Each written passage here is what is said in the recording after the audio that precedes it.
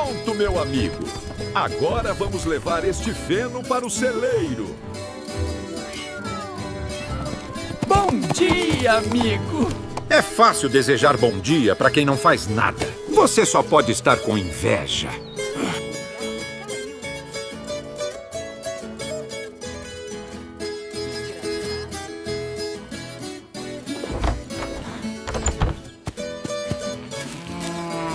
Bom dia, Dona Mimosa!